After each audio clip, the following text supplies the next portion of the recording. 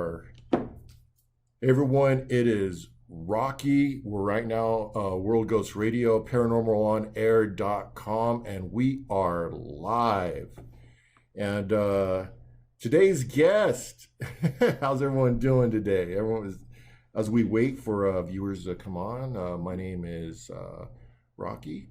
I'm a paranormal investigator, paranormal researcher, I like to call myself.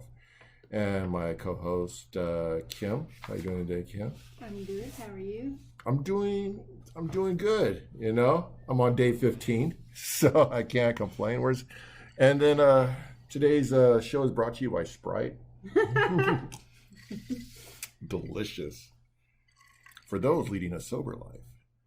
So today's guests, we have, of course, one of our. Can you go ahead and start shooting? Are you sharing right now? So that way we get some more guests on the show to join us.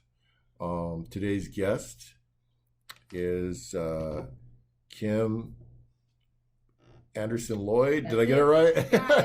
I can never. Mouthful. Yeah, I'm horrible. Anything more than 3 syllables. That's it's fine. Just past I got that. you. Yeah. Just go with Kim. That's perfect. We'll go with the Kims today. All right. Yeah. And so we're going to get into discussion like, hey, Ted. He says, happy birthday. Thank you, Ted. And we're gonna be talking about some stuff that has happened, some ghost stuff. And it is going to be a real interesting show.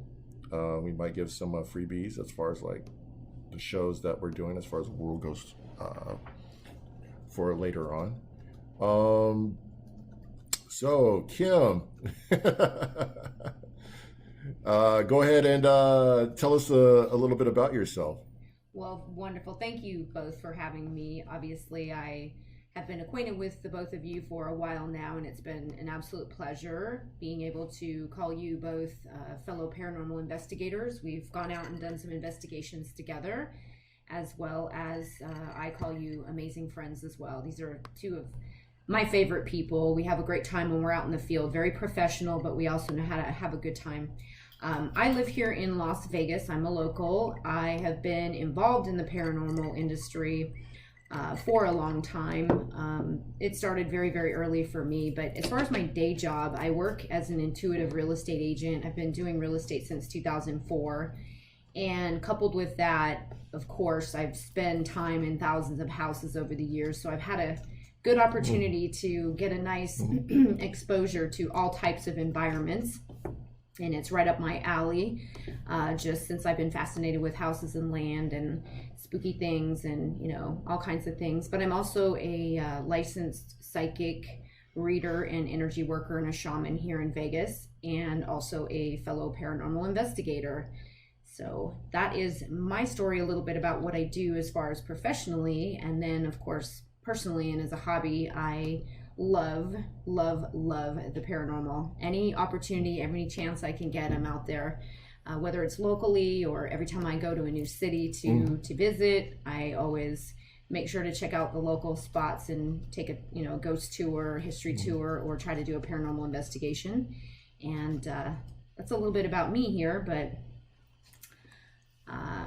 I've been in this, I don't know, there's so much to cover. I was thinking about this actually earlier today, what I might even want to talk about. And I was trying to remember when I first absolutely realized that I loved the paranormal and anything to do with ghosts or spirits. And I was remembering actually all the way back to when I was about 5 years old. I painted a picture in school of a haunted house with spiders, and I actually just saw it in the garage when I went to go get my Halloween. You still have costume. that picture? I still have it. I actually ran into it and found it in the garage. It's framed up. My mom actually had the foresight to actually frame it up, and she did. And I found it when I went into the garage to get my Ghostbusters costume that I was dressed out for just for fun this year. I did it.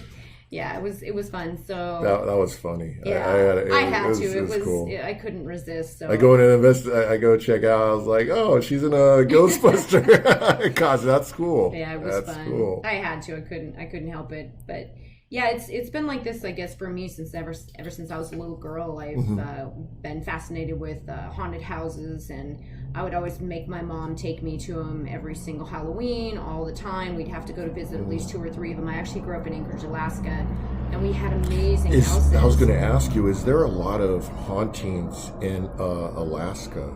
Yeah. I actually look back on it now and I realize that most of the houses that I lived in, even the dormitory that I went to college in, there was activity everywhere. And what's more interesting is there's a lot of activity outside as well. With all that native and Eskimo and indigenous stuff in the land, it is everywhere, prominent. Lots of old buildings, old cabins, old mining stuff, and all of that. So yeah, there's a lot heavy. Of unrested spirits in Alaska. Yeah, man. Yeah. So you said you've been here in Vegas for a little while, right?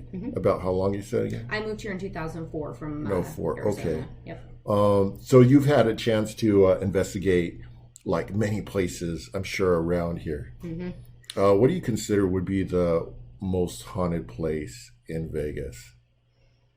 Let me rephrase that because asking you that would be kind of like a bias question. Let me rephrase. Let me say, what do you think had the most activity when you entered a place here in Las Vegas?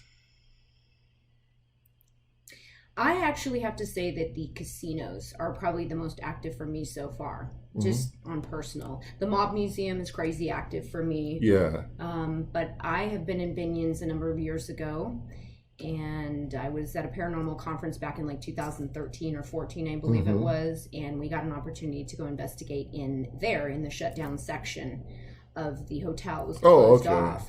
Yeah. And I got an opportunity to go and investigate in there and went into the counting room. Other people have called it the, I don't know if it was the secret room or there's other different names for it, but apparently there was a lot of shakedowns and things that went on in this room. You know, people didn't do what they were supposed to do. They were pretty much beaten up in there. Yeah. And that was the area that I actually wasn't expecting much to happen. We got a little bit of activity walking through the hallways. We got a little bit of EVP stuff, but I was in with a couple of other investigators, another psychic sensitive medium like myself, Travis, and then another gentleman. And we were in there with a ton of equipment, and we had just walked in the counting room, and there's a wooden shelf in that room. And we just put an EVP, an audio recorder right up on the... And for those that don't know what EVP is, it's electronic voice phenomenon. Perfect. So they're trying to record to see if spirits will be captured on a recording device.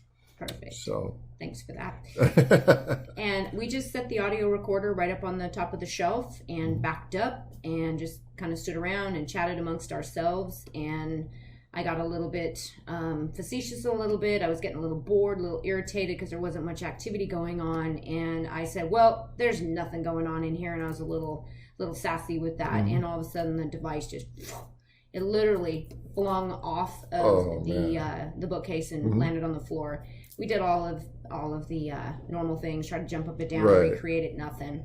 So that was actually pretty huge for me. And recently, they just opened that up again. And yeah, we were just talking to the Purdy's not too long ago. Perfect. And they've been getting activity over there at their doing the Talking Paranormal. Yes. Yeah. That's perfect. Yeah, I just checked that out actually a couple of weeks ago. It's been twice now, and it was great to go back and revisit that same area. Still felt the same feelings. Who was the guest speaker? The first guest speaker was give me a minute. I'm gonna forget his name. Brandon. Oh, Brandon. Blonde. Okay. Yeah, Brandon, who's on Ghost Hunters, and then Brendan Yes, Elvis. that's Yeah, it. good Thank friend. you. Shout out to Brandon Elvis, Yay. man. I met him over at good guy.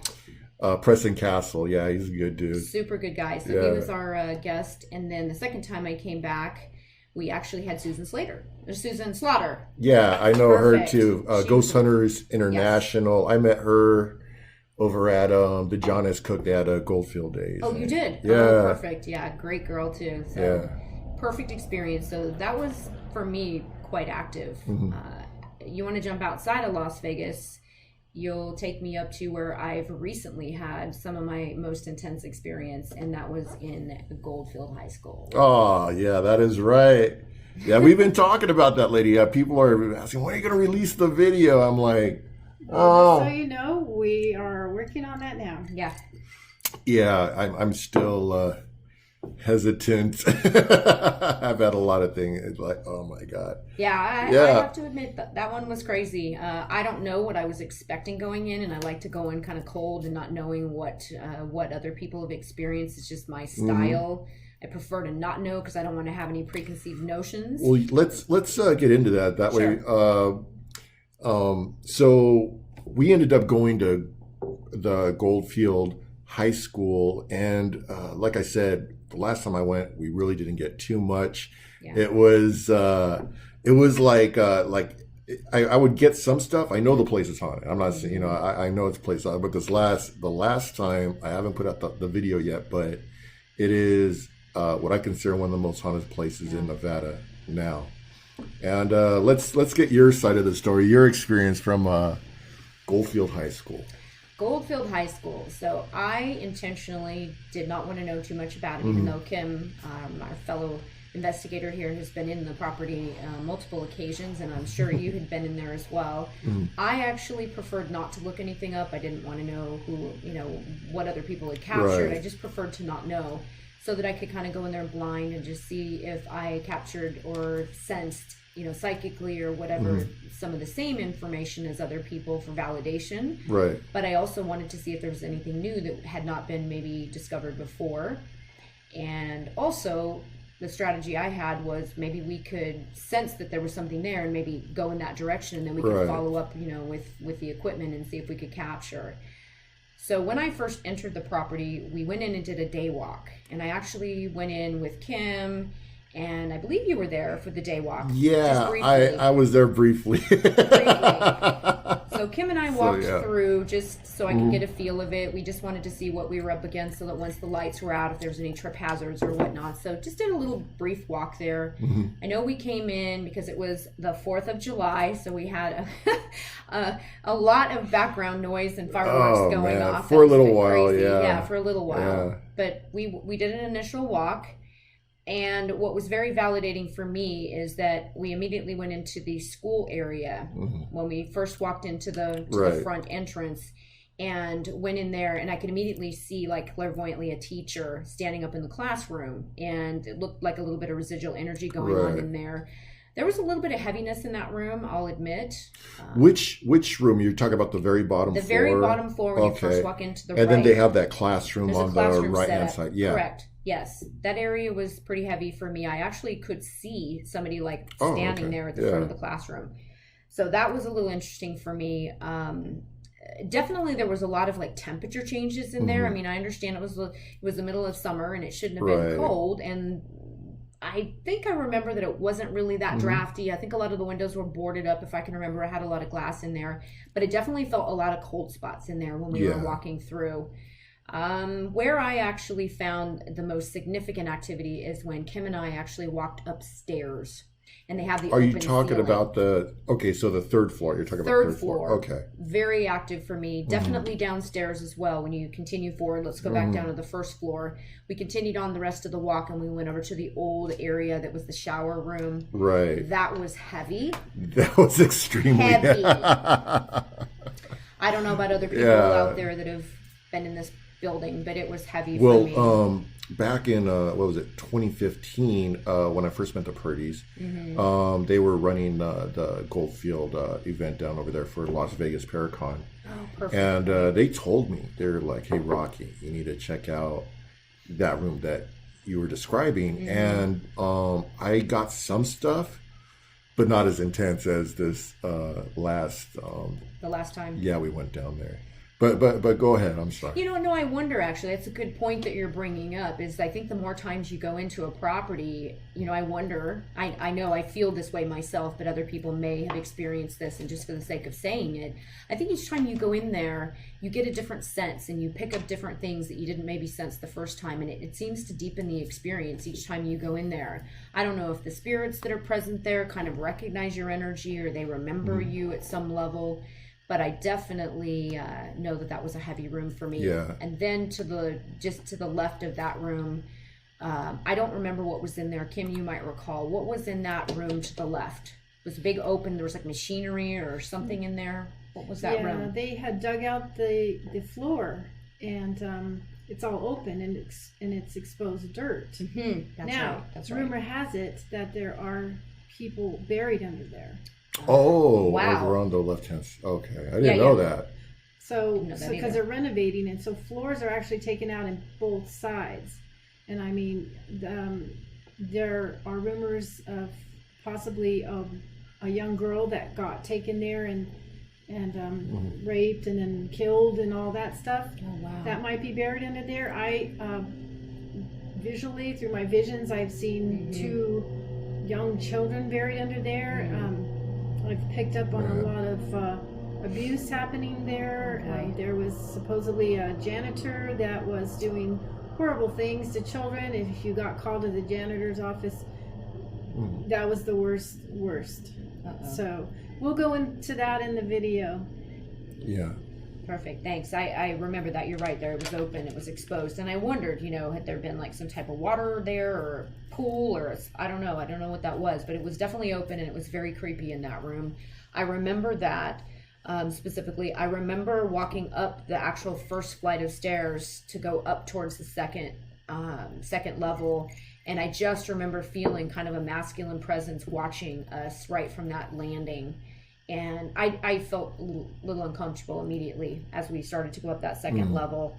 And that's not the first time. The very landing that you're talking about, there is a man there that's pretty aggressive. Oh, and I'm remembering too, just now, and it's starting to come back to me that when we were up there, I remember one time actually feeling almost like somebody was going to like push, like wanted to push you down the stairs. Yes. And I kind of remember that now, just now feeling a little unsafe. Yeah. Once we went up to the next level. And I also, now that I'm remembering, the courthouse, the courtroom was pretty active for me. I heard some noises once we went up there to where the old clerk's office was. You can still see kind of the old counters up there, which was quite fascinating.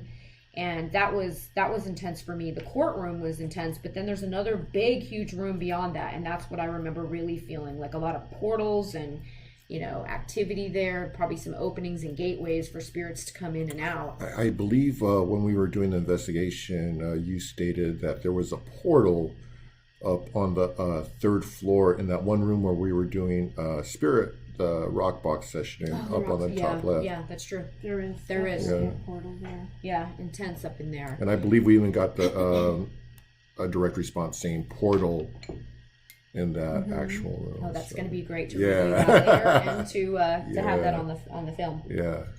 Well, we talked about what happened at the Ish house last time, but I kind of wanted to ask you, like, what is the most scariest thing that ever happened to you?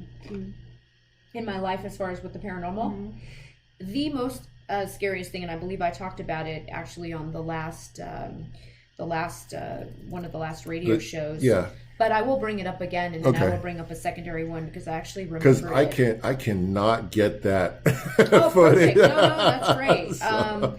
I would have to say the most intense thing for me was when I was in college. I was in Anchorage, Alaska. Our university was built really only in like the 60s. Was it a giant igloo? Nope, it was not an actual igloo. It was a nice square white box with lots of windows, about three stories high, 4 stories high, and with a lot of glass and kind of glass and jut outs where you could just sit out there and the heaters were there and you could just look out and watch the snow. It was very beautiful. So I actually moved into the other side of the building. And I had moved in over the Christmas holidays because my roommate was away visiting family and she was going to be returning right after Christmas at the beginning of the new year. And I actually moved in early. Even though my family lived there, I still moved in early because I was actually what they called a resident advisor. So I actually worked for the school, assisting other students. So I moved in early into the space. And we had basically like a small little apartment. So there was a living room and a kitchen out there. And then we had an actual bedroom and a separate bathroom. And in the bedroom, 2 beds, one on one side of the wall, one on the other, pretty close together, 2 twins. And it was very cement. The whole building was very, very cement. So to kind of wrap it up and not take too long, really what happened to me is I was sleeping in the middle of the night and I was cold and I was bumped up against the stone wall. And I got woken up in the middle of the night by, the only way I can describe it is a combination between a scratch, a bite, and a sting all at once. And that's the only way I can still to this day describe it. A scratch, a sting, and a bite all at once.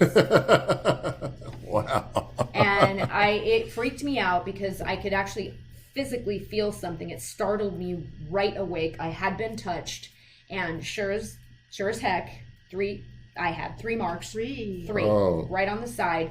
They were actually prints right here on the side and I had been scratched. And I thought, oh, okay, maybe I just, did this. Of course, back then I wasn't exactly sure, but I knew. And I kind of tried to pass it off and just ignored it. And I just thought, okay, screw this. And I went out to the living room and fell asleep on the couch and turned the TV on.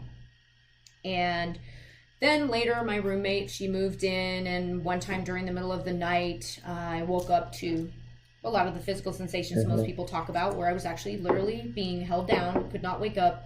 I was awake, though, and my throat was literally being grabbed. Okay, same room, same thing. So I'll get to the gist of what I'm trying to say. It happened on multiple occasions. Screaming in the middle of the night, my roommate waking up going, what the hell? And then a period of time went by and more people had moved into the room after I had moved out the next year, and then somebody else, and I was getting ready to graduate. And for some odd reason, we're all sitting around in this joint community area talking, and I find out, coincidentally, all 4 people who had lived in that room before me and after me, somehow we magically got onto the discussion about that room, and nobody liked staying in there, nobody liked living in there, and nobody liked it. Right. And how we got talking about this is that we were actually down there, and there was a Native American girl getting ready to move in with her friends, and they brought in somebody, and you could smell something. Now, of course, we know it was sage. Right. They brought in some kind of a priest, somebody like this, and then we're like, like a high priest type, a shaman to come in, and then we later started talking about our experiences, and everybody had the same experience. So that was pretty creepy for me. I got scratched on more than one occasion, held down, choked. Very, very intense. It was very scary because, whatever they were doing physically to the body, it was such a strong spirit that it literally, my heart was palpitating. I thought I was going to have a heart attack. Did you ever find out what it was? I actually feel like when I checked back later that there had been kind of some rape or something that had gone on in that room, and they hadn't really talked about it at the university. And that's about as much as we could get out of it, but I think it was more than that, and I think it was hushed. The interesting thing is that girl, that same year, was in a horrific car accident and passed away. She was ejected from a vehicle. The same girl that moved in there into the property, and they had to identify her by her shoe. This was the Native American? Yes, the Native American girl that moved in there. They were on their way back from the state fair, and right through the windshield, and she passed right there on impact. So it was horrific, and it was just very interesting. We had a big memorial for her. So I don't know. But I know that this girl was very quiet, very depressed, and I'm not entirely sure that there couldn't have been a possible, I can't prove it, but a potential possession that took place. Oh, wow. If there's anyone live right now, or excuse me, if there's anyone watching us live, you could ask questions for Kim, and then we'll see them on the comments. If I don't get to them right away, it's probably because sometimes there's a stall or something. Yeah. Also want to send a shout out to my sponsors. Shadow Mafia Paranormal. Go to paranormal.com, click on Shadow Mafia. You can see all the latest stuff they got going on. Great team. Also Las Vegas Oddities, stop by, check out the Haunted Vintage collection, mention Rocky and get a discount. And last but not least, Paranologies, paranologies.com. At the coupon, put in the coupon on air, and you'll get a discount. So let's see. Hey everyone. Hey, how you doing, Bill? Bill Perry works in ITC. Michelle's shared this. Thank you, Michelle. I appreciate that. Laura Lee, how you doing? Laura Lee. Keith Weldon. Keith. Hey, Keith. Chill Seekers. Shout out to Keith Weldon, who's awesome ITC developer as far as apps, and well-known, world-famous, paranormal investigator. You just want to say what? Go ahead. What did you want to say? We're celebrating her birthday. It's Kim's birthday. Yeah, hey. last week, but we're getting together today. But put happy birthday. Show it in the comments. I'll shoot them. Shoot out happy birthdays. Why for, not? Kim. I'll do it again. I'm always game to celebrate the whole month long. It's her birthday all year. That's right. You gotta celebrate yourself, don't you? So, out of the houses that this is an interesting question. Out of the houses that you have, you checked out, as you do real estate and stuff. Have you ever been into a house and you're like, this one is known to have it's going to have activity, because I know you already know, and have occupants ever moved out a few months later? Has that ever occurred? Or okay, well, I'll give you 3 great stories, because I know that everybody really enjoys listening, and I'm sure a lot of people out there in the audience have all, at least whether they knew it or not, had some type of a paranormal experience. You start listening to other people explain what happened to them, and you realize, hey, oh my God, something like that happened to me, or something very similar. I didn't know that's what it was at the time, but I find it personally, before I answer that question, fascinating. Everywhere you go, all the cities you go to, everybody has different types of ghosts and their different experiences and what happened in their city, and it's always fascinating. But it's also really fun to just sit down with everybody, even if they're not on a ghost tour into paranormal. Just about everybody's had an experience of some kind, and they remember it. And it's really, really cool to talk to people about it, because it's comforting, to know that you're not crazy. Right. So much happens, and the security guards talk about stuff, and emergency people and police get calls all the time. So I'll tell you briefly the 3 experiences that I with the houses that I can remember being the most significant. The first one is, I was out showing property back when the market had crashed, and they didn't have power on a lot of bank-owned properties, and my 2 clients and I were out showing really late at night because they were strip workers, so we needed to go out late and show properties at night.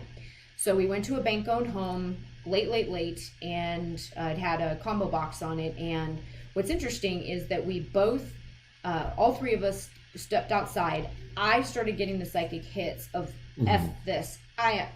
Adamantly, I do not want to go into this house. Yeah. And I stood at the door, and I had to, of course, be the professional, be the realtor, and walk in and do whatever. And I started getting, you're all gonna die. Unlock the door. I was getting the key, and there was glass right here to the right, and the man was on one side, the woman was on the other, and all of a sudden the guy goes, I think we can skip this house. I'm not too interested in this. And then I was like, oh, okay, sure, yeah. Because I'm not getting a good feeling about this. And then the wife was like, oh my God, thank God. The wife's like, I just got a creepy feeling. I don't want to. That was one. And number 2 was another set of strip workers, a husband and a wife that I was working with. And later, my client, on the final walkthrough in the last 3 days, she was needing to go walk through again, and the bedroom, we had found out that the woman that was selling, her husband had passed. I knew that he was still there in the bedroom, and I figured, I'd give her a nice housewarming gift before we, after we close, I'll go in there and clean it up and take care. What happened is, we were there, and she shut all the lights off, so we were walking around the house with flashlights before they could, close the next day. We had to make sure everything was okay, because she had just moved out. But in the bedroom, they'd always had this huge, area rug underneath the master bed. No big deal. We didn't think anything of it. So we are walking through the house and doing everything, and we get up to the master, and we're like, what the hell? She left the rug. Right. So we get up there, and my client peels the rug back, and there's a big-ass blood stain all over the floor. Huge and you're like, blood. just put it back. We're like, oh, God. My client's pissed. What the hell? How come we never saw this? The bed was covering it. Nobody ever disclosed it. You don't have to, by the way. Right. In Nevada, you don't have to disclose. They're talking about maybe changing the legislation on this right now. This was just on the news a week or so ago. I don't know if you guys saw that. But they're talking about, that. The only thing that has to be disclosed is meth lab. Oh, okay. But not murders, suicides, none of this has to be a drug house, none of it except for meth. So we peeled it back, and there's a big blood stain. My client is freaking out. So we called the next morning and we asked, hey, what's going on? You left your rug. What's that stain? Mm-hmm. And she said, oh, my husband, his stomach exploded. And literally, his skin is just exploded. That's the blood. It just exploded. He burst open and then he basically died at the hospital. Was he an blood. alcohol? Was it drinking? Or? We don't know. I think he had some kind of like stomach issue or something, or maybe cancer or something. But literally, she said, yeah, that's my husband. That's his blood. His stomach exploded, and then we took him to the hospital, and he died shortly after. I thought that's lovely. We have a question. Okay. Have you ever dealt? This is from Laura Lee. Hi, Laura Lee.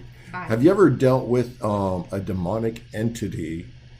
And besides me, and how did you handle it? I would.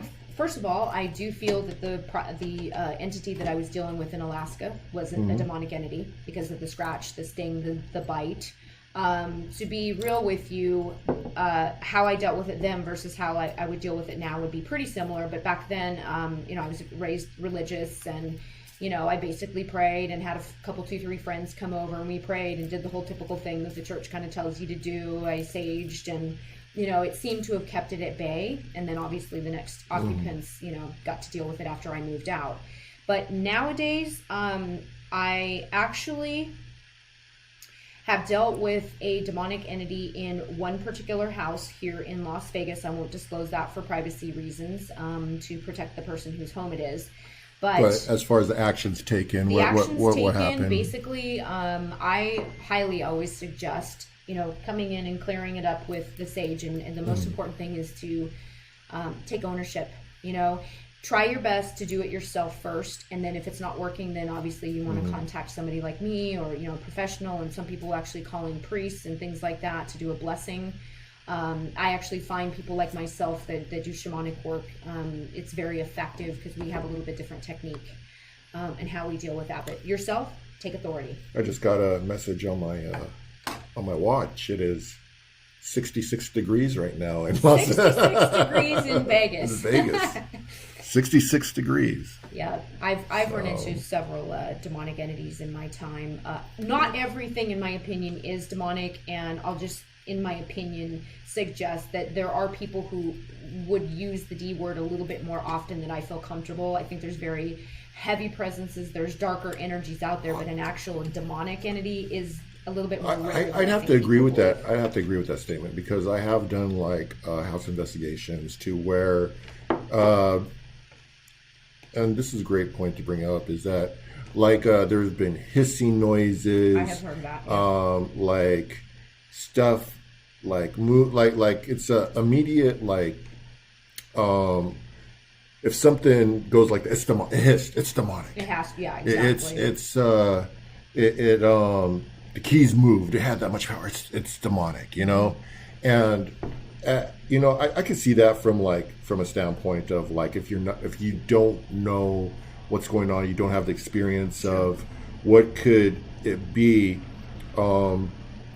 because there's always the other chance of look, I'm a spirit. You're invading my space. True. I'm gonna hiss. I'm gonna growl. There was another one, a growl that happened. That's true. That doesn't necessarily mean that it's demonic. That's true. You'll know a demonic. You'll know.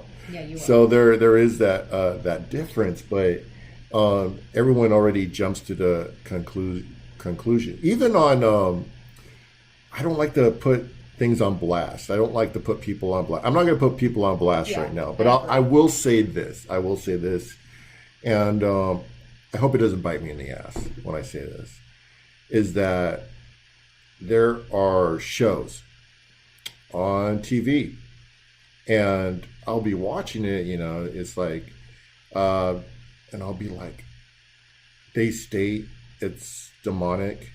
And I'm just often, I don't know. Yeah. I don't know if that was demonic, buddy, but there are certain shows, but I can understand why. They're building hype. They're building something so that way they get more viewers and stuff. So there's always that, you always got to, in the field, if you really are a researcher, but I love it because I don't like to use the word investigator. I don't know why. I used to like ghost hunter. Definitely, that's off the. I don't hunt ghosts. I don't kill them. I can't kill or anything like that. That's why I like to say I like to do paranormal research. So when you're trying to divide TV versus what actually, as far as researchers do, it's a totally different different scenario. So I do have a question, Kim. Mm-hmm. How many people or investigators, researchers, actually show up to an investigation that bring things with them? You mean in terms of equipment? No. You mean in terms of attachments? Yes. You know, that's interesting because that is actually a really, really good point. Some people just seem to invite or bring along and have more experiences than others because I think it could be one that they could have an attachment, so valid point. B, I think a lot of it has to do with the state of mind that the person's in. If the person's, and this is no judgment to anybody when I say this, but your frame of mind when you go into the investigation is critically huge. Staying open, but stay protected. Try not to jump into the fear because the fear is your big killer when you go into these experiences. And so I think it's really important that if you've had a particularly stressful day, very anxious that particular day, and you've got a lot of emotional things going on, maybe you guys have noticed this yourself. Sometimes when you're in a different state of mind or different state of energy at that moment, you will have different experiences because I think that the spirits or the ghosts or the heavy energies in that space are reacting to you. Mm-hmm.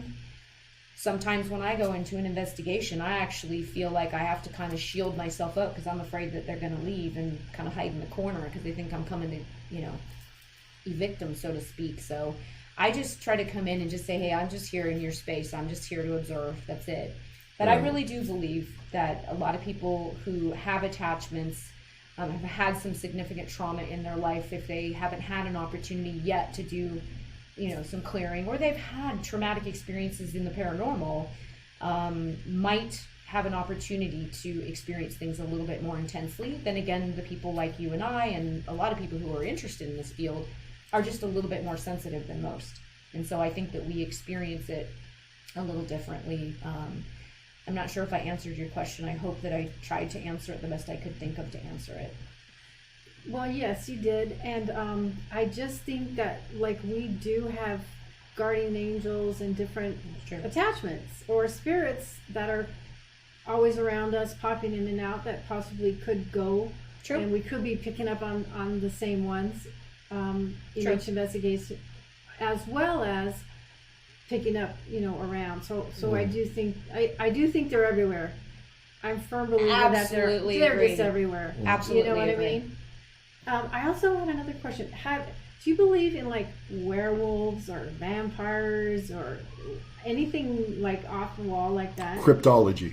Do you believe in that kind of stuff? I do. Shapeshifters? I do. Because I know some people that can do that. I believe that. And it's interesting because I just got back from Seattle. I'm going to go back to what you just asked in a second, if I can just mention one thing too. I also think that the spirit, because I think it gets a lot more intense than this too at times, that if you are a female, you might have a different reaction to what's there than somebody else. If you're younger, you're older, whatever the spirit is. If it was a child, maybe they feel more comfortable with the girl. Maybe they resonate with your energy because they feel like, oh, she might understand me. So I think that the personality of the person, what they've gone through as far as their experiences, maybe one particular ghost, might, or spirit or entity or whatever might, respond better to Rocky because, she likes big tall guys, or maybe she just feels like he looks like a friendly kind of guy and that maybe he could relate better to her. I think they show themselves to different people for a reason, especially if, let's say, you had been through a particular trauma. Maybe somehow that spirit may know that you've been through the same thing, if it was rape or incest, an unfortunate event like that, or maybe you were in a past life were a miner or something, which I have a huge connection to mining towns and that type of era, the Old West. It's so prominent in me that I'm just drawn to that. But I really do believe I like that. I like that era too. I like between the late 1800s to like the Thomas Edison and like 1940s, Yep. and then like 50s goes retro. So Yeah. I'm like between that era. Exactly. Yeah. Yeah, me too. That's like one of my Mhm. favorite pockets right there. And I think it's interesting because I tend to be drawn to going to investigate those places Yeah. quite frequently. That could be part of why we get drawn there too. Another interesting point that I'm going to mention too, because there's just so much we could cover, and just things for the listeners and everybody to ponder. I'm sure they already have, but just things to discuss. I wonder sometimes if we're going back and investigating places that we have been before in another lifetime. If you subscribe to that belief system or reincarnation, what if you lived in that town before and you're coming back and visiting again a place that you either had a good or positive or negative experience, or lived there at a time before. So I'm sure that happens a lot too, why certain people Then that are would be drawn. like the law of attraction. Virginia City, yeah, for people like us, I we think love it. anything's possible. I do too. Yeah. I think everything is possible. Going back Everything to what is you possible. said, Mhm. I think that there's a truth to everything with the werewolves. Maybe people label it very differently, and there's some folklore around it, but there's an element of truth to everything. Absolutely. Vampires, I'm sure. I feel very strong. I was just in Seattle, and they were talking about how they're very prominent with the werewolves and the vampire stuff in Seattle. Mm-hmm. And it's very interesting. Yes, I think that all of it's true. I wanted to go check out that Mothman. Oh yeah, Yeah, I wanted to check that out. that could be really Yeah. cool. Yeah, the legends are just so interesting, and the stories and how cities came about and what they went through. Some cities went through certain things, and then you find that the spirits or the ghost stories are all built around that, and Right.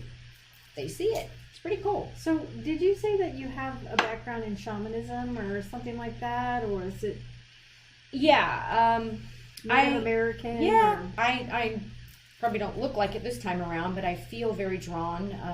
Gonna go get a DNA test, I think, here shortly, and finally break down and do it and see what I've got going on in my blood. But I feel very drawn to the indigenous, to people, to the land, to the earth, and I feel that sometimes, while everybody can take shamanic training, sometimes I feel that shamans are kind of born rather than Born. created. And you just kind of run energy a little Yeah. bit differently than other people. And so, yes, I call myself a shamanic practitioner, and I have was born that way, but I also have, training. I took a DNA test and I came you out did? vegan. Oh, I did- very nice. You're I vegan, di- I didn't know it. 100%? I didn't know. I was He's like, a vegan, oh, guys. I'm a vegan. I didn't know. I took a test. I took the DNA test. It said you're vegan. I'm like, all right, cool. It was on Facebook, so I don't know. Do we have any other questions that we could All address? right, I don't let's know. I see. haven't been paying attention. I love Virginia City. Yeah, me too. Yeah, it's from Jennifer. Hi, Yeah. Jennifer. Daryl, how's it going? He's all Western. And Ty's a pirate. And what's up, man? And let's see. So, what do you do? Like, how do you clear a house? Oh, that is interesting. There's different. Is there different techniques for different types of spirits? I feel that way. Yeah. I feel like it's an instinctual thing with me, and I don't have a set Let me protocol. okay, how about this? What is the darkest house you got to get rid of something? I mean, I know I don't want to go into a house case, but how did you deal with the very dark energy? Did you ever have to deal with the dark entity to get it out? Yeah, I did. And how long did it take you? Interestingly enough, I was only there about an hour and a half. I feel like, honestly, my protocol has to do with the fact that I carry the vibrations and the frequencies and the energies within myself. Mm-hmm. So I don't really feel that I need the tools. I carry and embody them, so that when I go into the space, my physical presence and my energy is actually doing the work. Do you feel that crystals and all that raise vibration? They help, yes. Yeah. I feel that they're valuable. I think they're good anchor objects. I think they have a purpose. The consciousness is there. Yes, I think it all helps to hold space, to clear, to keep it safe and protected after you've done the clearing work. The strongest place, I was definitely dealing with a D for sure. I'll just call it a demonic entity, and it was actually a fellow paranormal investigator. Who was? A local paranormal investigator. I cleared her place, Oh. and we actually did encounter a demonic entity. Okay, this is one case where I will actually go right there and say that that's what it was. There were objects in the property. There were there was a lot going on there, lots of layers. Did this individual happen to dabble in anything dark? I was just going to go there. Some stuff does carry, and that's why it's very important that we do clearing and take care of one another in the field. Clear before, clear after, clear before you get in your property. Be careful clearing stuff before you bring it into your home and your environment, because stuff can come home with you. Hitchhikers can come home with you after investigations. She had a large number of objects that had come from haunted locations that she had brought into her space. She had purchased some had been gifts, some were family heirlooms and items, and somehow she also runs a lot of equipment in her property. Oh. So I feel that sometimes that could be a doorway and a gateway, but I'm going to go right there and tell you that a lot of the cases that I've worked with have had people that have actually improperly used a Ouija board. That was going to be my next question. Is that like...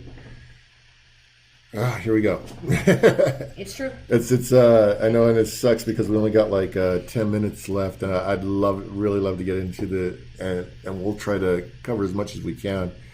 So, man, Ouija boards. What's the gist of it? Here's the thing: is that like I've seen like people try it once and they freak out and they think like a demon's come through, just through misplaced keys or just things like that. And it's like I just did the Ouija board, and now since this happened, it's because of the Ouija board. You know what I'm saying? And then on the other note, I have seen cases of activity because of spirit communication, but it wasn't like anything overnight. It was just like they've been doing this for a long time. They feel they had something come in, and now it's here and they don't know how to get rid of it, even though they've stopped communication with the Ouija board. So that's my that's my question of like, so how is this one? I agree with some of what you said there, and I have coincidentally been called out to numerous cases where witchcraft, or I'm not going to say all witchcraft is bad, or paganism, or whatever your belief system is. I mean, let's just use the word that most people know. It depends on the user. I think it depends on what they're doing with it, and I have been called out on numerous cases to cleanse an area where somebody has used a Ouija board. I can think of 3 pretty strong ones. Young kids, all ages. They're not always young, but in this case they were in their 20s. The other were in their 30s, and they were actually some people that I'm very close to. They're personal friends, and that's how it started for them, and we had to cleanse a pretty heavy entity. It would have bordered on the D, but it wasn't. And that's their friend had brought it into the house. Same thing with my paranormal investigator contact. Same thing with her. Somebody had brought it into their home and used it in her property. And the third case, same thing. Somebody else had brought it in to the property and used it on the premises. I will preface it this way and say that Ouija boards inherently in themselves don't have to be dangerous, but they're dangerous in the wrong hands. Because to me, a Ouija board is like a conversation. You're picking up your telephone and you're making a phone call, right? You're just dialing, and if you don't know how to make the proper phone call or hang up properly, that's what's inviting them back in. You got to start the phone call and end it, just like anything, right? That's kind of what I think is the problem, is that people open a door and they don't close it, or they don't use it properly, don't set the environment up properly before they go into using it, and it's user error. Yeah. I'm not going to say they're always dangerous and negative. In the right hands with the proper tools and proper, using it properly, they can be very safe. What about spirit boxes? Same thing. Same thing. I feel the same way about that. I think it's, I wouldn't quite go as the rock box just. Yeah, I don't feel that they're on the same caliber of that, and going to the Ouija. I actually am a fan of the boxes and the apps. I believe that I believe the box is stronger than the Ouija board. You do? Yeah. I agree with you. Because you're actually talking to I agree. spirits. I agree. Just my Can I say something about the Ouija board? Mm-hmm. Okay, so we did the Ouija board when we were kids. Mm-hmm. And what I noticed is that you actually are channeling. You are actually drawing in some kind of energy, entity, I don't know what. That's true. And it's traveling through your body, through your hands, and into the, whatever that's called. Right. Okay? Yeah. So now you're a channel. True. And so, like she says, if you don't know how to shut it down, and you don't, nobody as a kid, You're not taught. Yeah. That's how that's how it starts. And so, growing up as a kid, oh yeah, I had a lot of experiences. Never knew as a kid that Ouija boards could do that. Yep. Knock, knock, let the devil in. I think nobody, I don't think anybody did. I mean, I used it too when I was little, and we had the big freak out session with, a poster on the wall with a calendar and the eyes turned red. I'll never forget it. That was when I was 7 at a slumber party, and we freaked and ran out of the room because we heard audible noises and the new kids on the block. Yeah, we were there. It was serious. It was a calendar and the lady's eyes. Oh, we all saw it and screamed, Anyway, so yeah, careful. Yeah. Any other questions out there? Any other questions? There's so much we could cover. I know there's a lot of topics. 1 hour is not enough. It isn't. But we'll do this again. Yeah, it's fun just to talk about. It goes random. quick, right? Yeah, it goes by really well. Yeah, Jay's talking about giving me another hour, and I'm like, Great, well, perfect. yeah. Well, so Rocky's going to have his show on the radio, but I'm going to do what we're doing here. Perfect. Here. Yeah. Perfect. With different guests, too. That's perfect. Yeah, we're working on that right now as We're far working as on getting Kim her show up, and yeah, we've already discussed a few things. I guess one of the things. Well, no, I'm not going to give it away. I'm not giving it away. Stay tuned. Stay locked. So, where could they, if they have any questions, comments, concerns, where can they find you at, Kim? I can give out my email or my phone number. They can always text or call. I do work locally here too. If anybody's having issues and just wants to, have a quick consult or something. Yeah, shoot your email. Okay. Yeah, I'll send it now. They can send it to Kim, then the letter A like Apple, Lloyd. That's a double Lloyd. So Kim A. Lloyd at gmail.com.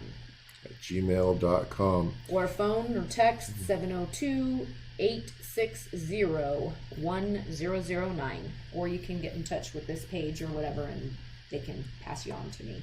And once again, I want to say thanks for everyone. Thank you, Kim, for being on the show. Thank you. And also, let me send a shout out to my sponsors. Daryl's on right now. Shout out to Shadow Mafia Paranormal. Go to the paranormal.com page. Click on the Shadow Mafia link, and they will have some of the great evidence out there. It sends you to the YouTube page to see what they have captured. I'm going to have to go check that out. And also, Las Vegas Oddities. Stop by, check out the Haunted Vintage Collection, and mention Rocky and get a discount. And of course, Paranologies. Go to paranologies.com. Click the coupon, type in on air, and you will also receive a discount as well. Everyone that showed up on Facebook, thanks for joining us. We appreciate you guys coming on to chat with you guys. And do you got anything, Kim, before we? I don't. I just want to say thanks for Kim for being here with us tonight. It's always so pleasurable to talk to her. It's fun. I enjoy talking about what I'm so passionate about. But can I mention something about Paranologies? Go ahead. I want to mention my friend actually purchased that new box that they have. Oh, it is amazing. Yeah, we've gotten a chance to use it a couple of times. She used it just as a shout out to them as well. She used it Jeremy Jones from her home. And it said, "Oh no, it's Kim." She called me and told me her and her friend were on speaker messing with it, and they were conferencing me in. And she said, gosh. But we've actually captured some stuff on that box already. It's a pretty interesting device. Yeah, I know, Steve. Very cool. We were using one. Steve had one over at the when we were doing the house investigation at Winchester. What's it called? Yeah, yes, he did. Yeah, and he has a small version now too. Yeah, he has the little mini mini ones are nice it's too. Really yeah, cool. So, Winchester.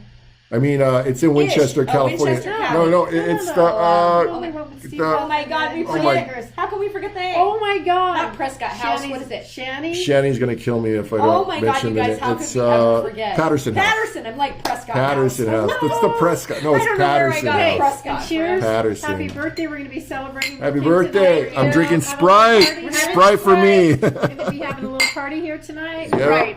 Sprite for me. I am on day 15 of sobriety. And I'm Yes. enjoying every minute of it. I tell you. Congratulations. Congratulations, Good Rocky work. Day 15. He's doing really good. Doing great. Happy paranormal investigation out there, everybody, and do what you do and stay passionate. And then we'll see you next week. We'll be over at the station and be there if you're there. Take All care, right. everybody.